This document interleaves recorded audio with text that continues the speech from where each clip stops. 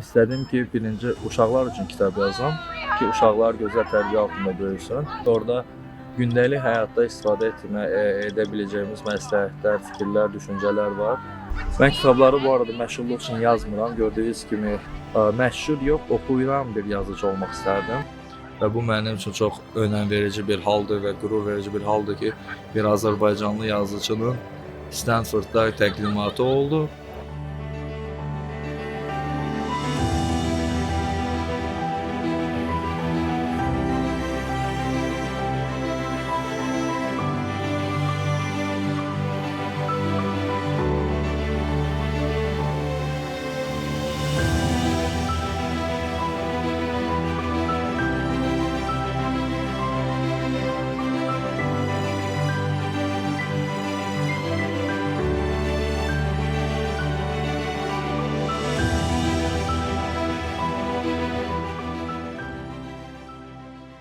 Salamünaleyküm, mənim adım Ayxan Əliyevdir. Özüm Azərbaycan Respublikasının Yazıçılar Birliyinin üzvüyəm və prezidentə qeydə alıram hal-hazırda yazıcı olaraq. İlk yazdığım şeir 9-cu sinifdə 160 nömrəli məktəbdə idi, ana dili haqqında və mən ana dilimizi ana dili haqqında şeir yazdım və ondan sonra həm şeirlərə davam elədim və sonra anladım ki, şeir mənim üçün asan alınır və istədim özümü bir kitabda, romanda özümü sınayam. Və 16 yaşımda bir kitab fikri ağlıma gəldi və başladım onu yazmağa. Qədim Romakda rus dilində yazırdım və Sandalcı və Tali adında kitabdır. 16-cı yaşda başladım, 17-də bitirdim və 18 yaşım olanda 2011-ci ildə Azərbaycan Gənclər və İdman Nazirliyi tərəfindən rəhmətli Azad Rəhimov tərəfindən kitabım nəşr olundu və ondan sonra yazmağa davam etdim. 2015-ci ildə ikinci kitabım 24 saat adlı kitabım xeyirxahlıq adına təqdimat oldu Mersi Bakuda və 9 yaşında Davud Cəfərovun böyrək çatışmazlığının müalicəsi üçün pul toparlandı və bu layihəyə Qadınlar Cəmiyyəti ilə birlikdə idi.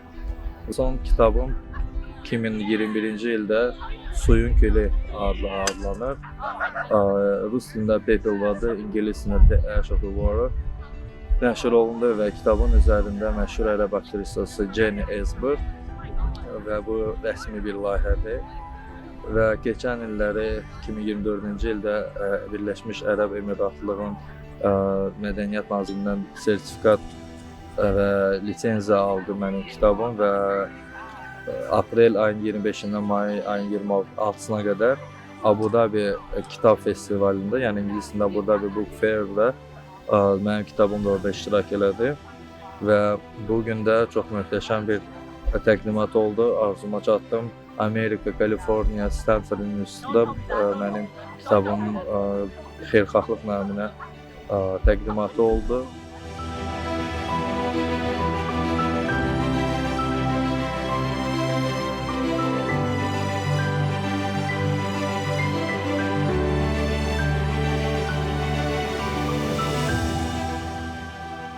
Bunlar əfsar olsun ki, düşünürük ki, vaxtı da gedir. İndi 8-ə işləyib 33 dəqiqə, yəni saat 7:33, 8 may 2025-ci il. Düzdür, bu dəqiqə, bu saat, bu ay və bu gün sənin həyatında olacaq. Amma yəni orada başqa il olacaq. Ona görə bugünkü dəqiqədə, bugünkü hissləri qiymətləndir. Çünki o qədər olub ki, saniyələrdə belə xoşbəxt hisslərimiz olub. Misal üçün, ilk saniyələr ki, imtahanda instituta qəbul olunmusan və ya hər cavabı almısan və ya da ki, ilk sevgi anlarıdır. O saniyələr bir ömrə dəyər.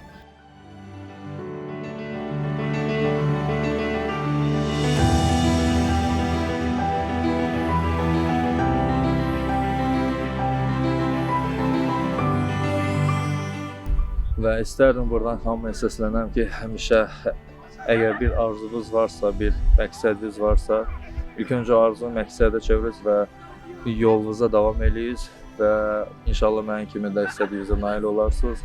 Mən ilk 9 il bundan qabaq Stanford İnstitutuna təklif almışdım təhsil haqqında.